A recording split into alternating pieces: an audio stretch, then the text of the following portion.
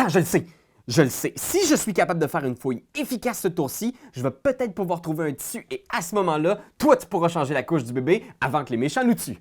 Pam, pam, pam, pam, pam, pam, pam, pam, pam. Pam, pam, pam, pam, pam, pam, pam. Familiar Tales. C'est pas juste une histoire d'action, de deck building, puis de pétage de petites miniatures de méchants avec des haches. C'est aussi une histoire d'amitié et une histoire de bébé qu'il va falloir élever dans un monde magique et cruel. Familiar Tales, c'est un jeu campagne, un jeu d'aventure en boîte. Peut-être que le look vous est familier parce qu'il fait partie d'une grande famille de jeux que Play That Games publie depuis des années. Ce sont des jeux dans lesquels on n'est pas tout à fait dans un jeu de rôle, on n'est pas tout à fait dans un jeu de société. C'est vraiment des jeux d'aventure, des jeux narratifs, des jeux d'histoire qu'on va vivre en famille. Donc oui, c'est pas le genre de jeu que tu vas jouer avec ta gang de gamers qui sont dans le mouvement OSR puis qui veulent trucider des gobelins. C'est plus le genre de jeu qu'on va présenter à nos enfants, à notre famille. En scénarisation, il y a un concept qu'on utilise souvent qui s'appelle le co-viewing, dans lequel plusieurs générations sont rassemblées autour d'un produit culturel. Mais je pense que dans le cas de Familiar Tales, Mice and Mystics, Histoire de Pluche, on peut parler d'une famille de jeux qui font dans le co-playing, où est-ce qu'on va vouloir rassembler des joueurs de plusieurs générations autour d'une passion commune, qui est le jeu, la tactique, prendre des décisions, apprendre à maîtriser un petit système simple, puis vivre une grande histoire épique. Fait que Familiar Tales, c'est le plus récent titre dans cette gamme-là, proposé par Play That Games, et c'est un jeu dans lequel on va incarner des familiers. Donc, ce sont des petites créatures magiques au service d'un lanceur de sorts du nom de Merilius. Alors, on a Flamme, la petite renarde qui en a dedans, Flamèche, la petite fée qui va faire des étincelles et mettre le feu aux cheveux des ennemis. On a aussi Granit, qui est solide, costaud, qui dit jamais un mot, mais qui a un petit oiseau qui va parler à sa place et qui est trop mignon. Et finalement, c'est Raymond, je pense, notre bon vieux crapaud un peu pessimiste, mais qui va se traîner dans l'aventure pareil et qu'on l'aime.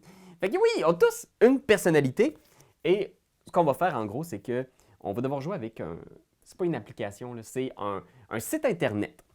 Donc vous allez sur le site de Familiar Tales et le site, non seulement il est plutôt bien conçu puis il va vous initier au jeu, donc il y a un tutoriel qui va vous apprendre étape par étape les mécaniques du jeu, mais c'est aussi là où vous allez pouvoir rentrer le numéro du chapitre où vous êtes rendu dans l'histoire.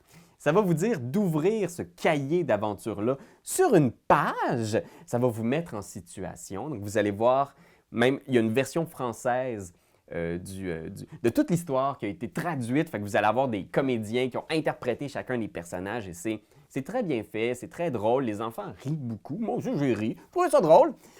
Donc, vous allez sur la carte et le jeu se déroule à l'intérieur du livre. Donc, c'est à la fois votre mise en place, un peu votre rappel des règles, mais c'est aussi votre battle map. Fait que c'est là où vous allez poser les miniatures et où vous allez avoir un défi, un objectif à réaliser en groupe. C'est un jeu de deck building, donc chaque personnage a un deck. On a tous des cartes assez similaires au départ, mais on a quand même certaines spécialités. Par exemple, Raymond peut jouer une carte qui fait un saut à 3 cases de distance, parce que c'est une grenouille. Granit peut encaisser le dégât. Flamèche peut mettre le feu à des ennemis. On a toute une petite carte avec un pouvoir spécial. Et là aussi, ce qui est chouette, c'est que c'est un jeu de cartes à multi-usage. Donc, ça m'a fait penser un peu au départ à Arkham Horror. Ça nous fait penser un petit peu à des jeux comme Voyage en Terre du Milieu.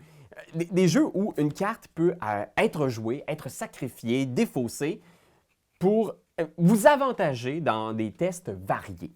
Donc, par exemple, vous voulez faire une attaque, vous voulez faire l'action d'attaquer un ennemi. Bien, vous devez alors sacrifier des cartes avec des petits symboles rouges. Et le plus de petits symboles rouges vous sacrifiez, le plus votre attaque est puissante. Ensuite, vous roulez le dé et si vous obtenez égal ou supérieur le niveau de difficulté pour cette attaque, vous infligez à l'ennemi le dégât de l'arme que vous utilisez. Même chose pour fouiller, essayer de trouver des ressources, à ce moment-là, il va falloir faire un test avec les petits symboles jaunes. Si vous voulez vous défendre, c'est un test avec les ressources bleues. Donc, vous pouvez sacrifier combien de cartes vous voulez sacrifier là-dessus? 2, 3, 4, 5? Si vous sacrifiez toutes vos cartes, il y a juste une action que vous pouvez faire. Mais si vous prenez un risque de peut-être rouler un petit modificateur positif, vous pouvez sacrifier moins de cartes et espérer faire plusieurs actions. C'est tout simple. J'ai utilisé des gros mots tantôt. Là, si vous connaissez Horreur à Arkham ou quelque chose, vous allez faire comme « Ah, mon Dieu, c'est des gros jeux, ça! » Mais non, c'est vraiment simplifié, super accessible pour la famille ou des gens qui ne jouent pas énormément à des jeux. Et il y a un petit système super intéressant aussi d'achat de cartes. Donc, à certains moments clés de l'histoire ou quand vous triomphez sur un vilain, vous gagnez de l'énergie. Et l'énergie, vous pouvez l'accumuler et l'échanger pour acquérir de nouvelles cartes qui vont s'ajouter à votre deck, que vous allez conserver entre les chapitres. Donc, sur l'aventure, votre deck va devenir de plus en plus puissant, de plus en plus spécialisé. Vous pouvez même dépenser de l'énergie pour enlever des cartes que vous n'aimez pas de votre deck. Ça, c'est super. Et il y a plein de petites mécaniques intéressantes. Le but de ces familiers-là, je ne veux pas vous spoiler l'histoire parce qu'elle est charmante, vraiment, mais c'est qu'on doit protéger un bébé qui nous est confié. On doit traverser une forêt enchantée avec ce bébé-là. Et ce bébé-là, il y a un petit jeu de gestion de bébé. Vous savez, le niveau de contrariété du poupon. Et à chaque tour, son niveau de contrariété augmente. Et il faut qu'on sacrifie certaines actions pour le nourrir, changer sa couche, lui chanter une berceuse. Et à ce moment-là, la contrariété diminue parce que s'il est trop fâché, il va peut-être attirer des méchants.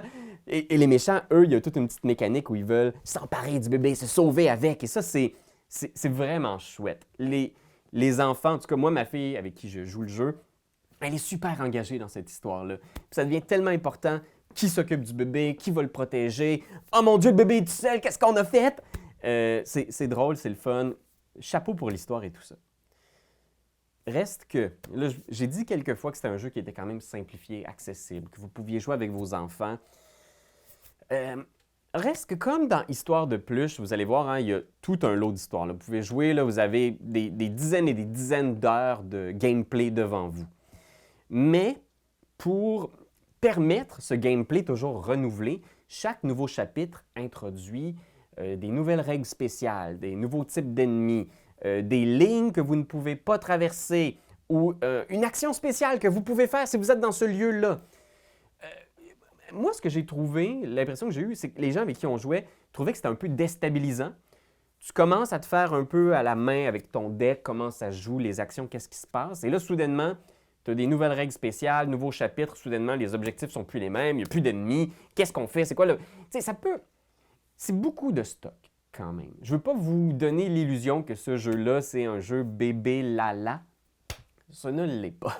Il est quand même assez corsé. Donc, oui, si vous avez un enfant qui commence à s'intéresser aux jeux de société, mais qui est un peu dégourdi, qui peut lire les cartes aussi, parce que je pense que ça fait partie du deal, être capable de lire ce qui se passe, lire les situations. Mais c'est aussi... Moi, personnellement, là, je vais vous dire c'est quoi mon truc. Je pense que si vous êtes le genre de joueur qui voulait vraiment jouer à la lettre, la règle du jeu, vous voulez tout bien faire correct, avoir toutes les règles comme il faut, vous allez trouver que le jeu est un peu clunky, peut des fois un peu s'éterniser. Moi, ça m'est arrivé dans ma première partie d'avoir une question, puis de soudainement faire « Oh mon Dieu! » Puis le livret de règles, je vous dirais qu'il est moyen pas bon. Là. c'est juste, tu cherches une règle, tu es comme « Attends, je vais te le dire, qu'est-ce que ça fait le feu? Le feu, ça fait de quoi? Sûrement quelque part. Moi le trouver. Puis c'est plate quand tu joues avec des enfants, puis tu veux jouer dans un jeu simplifié, d'avoir à aller chercher sur des forums BGG pour voir « Je suis niaiseux, je suis passé à côté de cette règle-là, c'est quoi ça? » Moi, personnellement, je suis le genre de joueur, parce que j'ai fait beaucoup de jeux de rôle, où ça ne va pas me déranger de faire « Hey, sais-tu quoi? Aujourd'hui, c'est ça la règle. » Tu comprends-tu? Pour favoriser, retourner à l'histoire, retourner aux forces du jeu. C'est là où c'est le fun, c'est de jouer des cartes, acheter des nouvelles cartes, passer au prochain chapitre.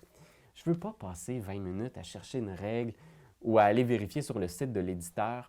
Fait que moi, je te suggère fortement de sortir ton chapeau de maître de jeu, puis de trancher, d'improviser, d'inventer des règles, d'expliquer à tout le monde, c'est ça la règle. Es-tu sûr? Ouais. Si vous allez voir, ça va marcher, ça va être le fun.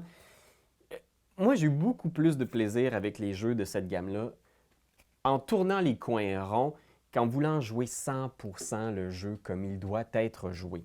Aussi, je dois vous le dire, hein, c'est le genre de jeu où il y a une contrainte où tous les familiers doivent être en jeu en tout temps. Fait que si tu joues juste à 2, il faut que tu joues avec 2 familiers devant toi. Au début, ça me dérangeait un peu, mais c'est pas si mal que ça. C'est juste que tu assembles les 2 decks de ces 2 familiers-là ensemble et tu as juste une main de carte qui peut faire bouger les 2 personnages, tu comprends? Tu liras la règle, c'est pas exactement ça, mais c'est pas aussi complexe que de jouer à 2 ou 3 mains quand tu joues à Arkham Horror, par exemple. C'est pas insupportable pour un enfant de 8 ans. Mais oui, effectivement, il faut que tu le saches, peut-être pas le meilleur jeu à jouer uniquement à 2. Mais 3, 4, là, on commence à parler. Fait que c'est ça, c'est mon impression pas mal générale de Familiar Tales. Puis l'expérience que j'ai eue avec, je trouve que l'histoire est vraiment charmante. On a le goût de continuer. Encore une fois, il faut que tu aies une connexion Internet. Là. Fait que oui, hein, peut-être pas amener ça au chalet au bout du monde. Je sais que ça va refroidir certaines personnes, mais c'est le deal ici avec Familiar Tales. Fait que non, je dois dire, je suis assez impressionné. Je pense que c'est un de mes préférés de cette gamme-là. J'aimais beaucoup l'histoire de Plush, mais je trouve que le petit jeu de deck building ici, là, moi, ça me plaît. J'aime ça les cartes aussi. Fait que, Seigneur, voilà. C'était mon impression de cette grande aventure qu'est Familiar Tales. Et vous, c'est quoi votre jeu préféré dans cette gamme-là? Avez-vous ressorti Mice and Mystics dernièrement? Je suis curieux! Ben, d'ici là, je vous dirais, comme dirait mon Crab it. C'est toi de trouver l'épisode de jour du Popoche? Sonne la cloche! Sonne la cloche! On parle de jeu, like-nous, commande, suis-nous! Ouais! Sonne la cloche! Sonne la cloche! Partage à tes amis, partage à ta mamie, Oh ouais. ouais, Sonne la cloche! Sonne la cloche! Comment ton ouais, fais le mon kiki! Sonne la cloche! Sonne la cloche! Sonne la cloche comme quand Jésus a sonné à la porte pour aller souper chez Zachée.